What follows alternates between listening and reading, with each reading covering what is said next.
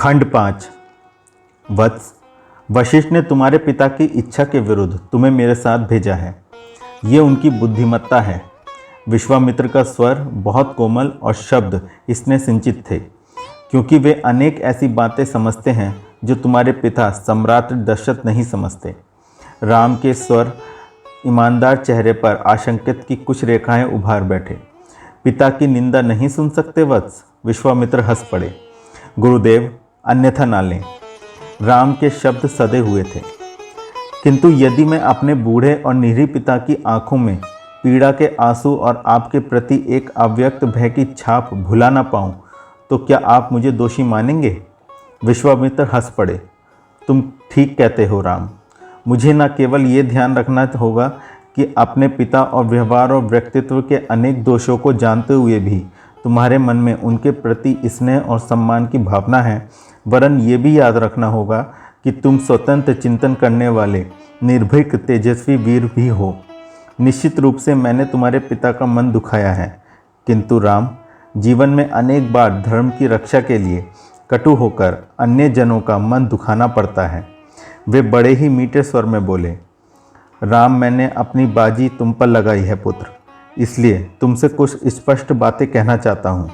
यदि तुम मेरी अपेक्षाओं पर खरे उतरे तो तुम्हें अपने साथ सिद्धा आश्रम ले जाऊँगा, और यदि ऐसा ना हो सका तो मैं तुम्हें और लक्ष्मण को यहीं से लौटा दूंगा। राम चकित रह गए। चलने से पूर्व उन्हें सब कुछ बताया गया था। पिता और गुरुदेव का विवाद, पिता का संकोच, गुरु की कटुता, किंतु आग्रह और कितने आश्वासन। गुरु विश्वामित्र सिद्धाश्रम से चलकर केवल उन्हें लेने के लिए अयोध्या आए थे। इतना प्रयास, इतना उद्यम, और अब वे कह रहे हैं कि उन्हें वे यहीं से लौटा देंगे। कैसा कौतुक है! और लक्ष्मण की आंखों में जैसे एक आशंका समा गई। उन्हें हाथ में आई एक आकर्षक वस्तु छीनती हुई नजर आई। विश्वामित्र उन्हें वापस अयोध्या भेज देंगे। अयोध्या उन्होंने 50 बार देखी है। वे वन उपवन, नदी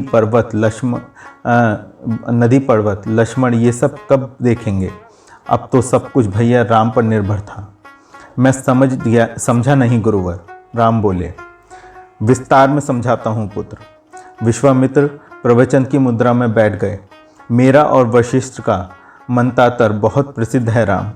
विश्वामित्र बोले, मुझे उनकी समझदारी पर पूरा विश्वास है, फिर भी अनेक विषयों में मैं उनसे सहमत नहीं हो पाता। वे बातें बात की हैं, किंतु वशिष्ठ ने तुम्हें मेरे साथ भेज दिया, क्योंकि वे जानते हैं कि यदि मेरे साथ न आए होते तो भी मैं अपना काम करवा लेता। पुत्र, हम जिसे ऋषि कहते हैं वे अनासक्त बुद्धिजीवी हैं। तुम न जानते तो मैं किसी अन्य राजकुमार को वे कार्य करवाता। ऐसी स्थिति में सम्राट दशरथ का आहित भी हो सकता था। उन्हें वशिष्ठ समझते थे। आप समर्थ हैं गुरुदेव, राम ने सिर को तनिक झुकाते हुए कहा। पुत्र, जब मैं तुमसे बात करता हूँ, विश्वामित्र कुछ हल्के होकर बोले, जब कभी बुद्धि विलासी हो जाती है, सत्ता कोमल और भीरू हो जाती है, तो अन्याय को बल मिलता है। बस आज संसार में ऐसा ही समय आ गया है। देव शक्ति और अपने विलास में नष्ट हो गई है। आर्य राजाओं में मतभेद है। ऋषि मुनि अपना पेट पालने में व्यस्त हैं। अतः एक अन्यायी और अत्याचारी शक्ति संसार पर छाती जा रही है। कौन है वे? राम जैसे संघर्ष के लिए पूर्णतः उद्यत थे। मुझे बताएं। ताड़का, मारीच, सुबाहु। विश्वामित्र हंस पड़े। तुम्हारा उत्साह मुझे आश्वस्त करता है पुत्र। तुमने अभी भयभीत होना नहीं सीखा। इन्हीं लोगों के नाम सुनकर तुम्हारे पिता भय से पीले पड़ गए थे, पर जिनके नाम तुमने लिए हैं वे तो शाखाएं मात्र हैं। जड़ है रावण, पर वह तो लंका में बैठा है। राम सहज भाव से बोले। यही कठिनाई है पुत्र। आर्य सम्राटों के लिए रावण लंका में बैठा है, और लंका का आर्यों की किसी अन्य ब्रह्मांड में स्थित प्रतीत होती है, किंतु रावण के लिए लंका में बैठे हुए भी न विदेह दूर है, न अयोध्या, न सिद्धाश्रम। उसके अग्रदूत राक्षसी मनोवृत्ति और चिंतन लेकर बहुत दूर दूर तक आर्य संस्कृति को धुन के समान चाटकर भीतर से खोखला कर रहे हैं। राम चिंतित स्वर विचलित नहीं हुए। वे इसी प्रकार सहज बने रहे।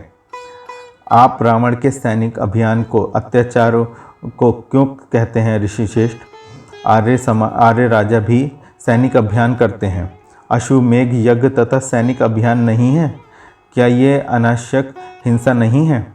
तुम ठीक कहते हो राम। विश्वामित्र का मुख प्रफुल्लित हो उठा। किंतु मेरी अपेक्षाओं में पर पूरे उतर रहे हो बेटा। तुम उद्दंड नहीं हो, उच्चछल नहीं हो, किंतु बड़ों की बात बिना अपनी कसौटी पर तोले स्वीकार भी नहीं करते। ये इस बात का लक्षण है कि तुम आगे बढ़ोगे अपने पिता से, अपने गुरु से। वे क्षण भर के लिए रुके, फिर बोले, बेटा महत्वपूर्ण बात यह है कि उस सैनिक अभियान के मूल में कौन सा दर्शन कार्य कर रहा है। आर्य राजा भी सैनिक अभियान करते हैं, किंतु अश्वमेघ यज्ञ न्याय का यज्ञ है। राजा सुशासन का प्रण करता है, पर रावण के सैनिक अभियानों के पीछे सुशासन का लक्ष्य नहीं है। वे तो अपने लिए सुख, विलास, संपन्नता तथा अधिकार चाहता है। इसके लिए न्याय अन्याय का द्वंद्व नहीं है। उसका शासन एक व्यक्ति सर्वशक्ति संपन्न अधिनायक का शासन है। वे न अपनी मंत्री परिषद का परामर्श मानता है, न विद्वानों का। निर्धन प्रजा की कोई सुनवाई नहीं है उसके राज्य में। किसी भी देश का कोई आर्य विरोधी, मानव विरोधी रावण का समर्थन अत्यंत सुगमता से पा सकता है। रावण ने कभी दलित पीड़ित मानवता की रक्षा के लिए, अपने उत्थान के लिए कोई भी कार्य नहीं किया, उनके उत्थान के लिए कोई भी कार्य नहीं किया। और पुत्र विश्वामित्र ने राम की ओर देखा। आर्य राजा प्रत्येक मानव को समान मानते हैं। वे उनका आदर्श हैं। उसकी सभा में पंडित, विद्वान, ऋषि, मंत्री परिषद तथा अन्य जनप्रतिनिधि होते हैं जिनकी बात राजा को माननी पड़ती है।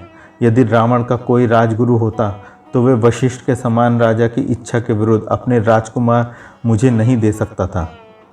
प्रजा की इच्छा कि प्रजा के प्रतिनिधियों की इच्छा आर्य राजाओं के प्रति सर्वोपरि है, और यदि उनका व्यवहार ऐसा नहीं है तो वे अपने आदर्श से पतित हो चुके हैं।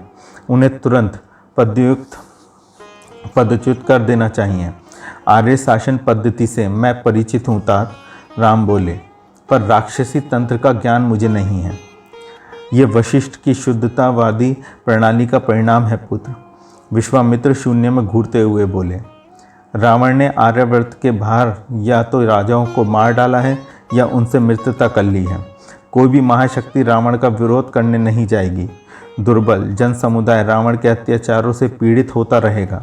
वह इस बार आर्यावर्त में घुस आया तो समानता के सिद्धांत पर खड़ा शासन तंत्र समाप्त हो जाएगा और उसके स्थान पर धन तथा पशु शक्ति पर आश्रित शासन तंत्र का आरंभ होगा।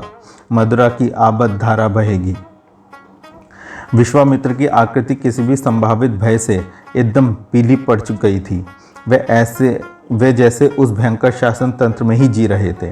राम एकदम उद्विग्न हो उठे। उनके सहज सलोने चेहरे पर शोभ की परत जम गई। तात, इसका विरोध क्यों नहीं किया जाता? कौन करे पुत्र? आर्य सम्राट के गुरु के पद पर वशिष्ठ बैठा है, जो मानव पात्र को समान नहीं मानता। वह अन्य जातियों से आर्यों को श्रेष्ठ मानता है। आर्यों में ब्राह्मणों को श्रेष्ठ मानता है और पुरुषों को नारियों से श्रेष्ठ मानता है। पर शर्बों, किरातों, निषादों, वानरों, यक्षों, कोल भीलों जैसे अनेक आर्यवर्त जातियों तथा दूर दूर तक फैले हुए वशिष्ठ दर्शन को न मानने वाले आर्य ऋषि मुनियों पर होने वाले अत्याचारों से पीड़ित नहीं होता। फिर आर्य सम्राटों में मतभेद है। जनक और दशरथ साथ मिलकर कभी नहीं लड़ेंगे। राम कुछ उत्तेजित हो उठे। आर्य लोग मृत्यु के अपने घर में घुसने की प्रतीक्षा कर रहे हैं गुरुदेव। विश्वामित्र मुग्ध नैनों से राम को ऐसे तन्मय होकर देख रहे थे जैसे समाधिस्थ हो गए हों। फिर उस तन्मयता से बाहर आ गदगद होकर बोले, तुम सच्चे क्षत्रिय हो राम, तुम धन्य हो पुत्र। प्रण करो कि अपने विरुद्ध हुए अत्याचारों का या तो प्रतिकार करोगे ही अन्य जनों की पीड़ा भी मिटाओगे। मैं प्रण करता हूँ गुरुवर, मैं आश्वस्त हुआ पुत्र। अब तुम्हें अयोध्या लौट आने को नहीं कहूँगा। मैं भी प्रतिज्ञा करता हूँ गुरुवर। लक्ष्मण चहक कर बोले, मेरी माँ कहती है ऐसी प्रतिज्ञा रोज करा करो।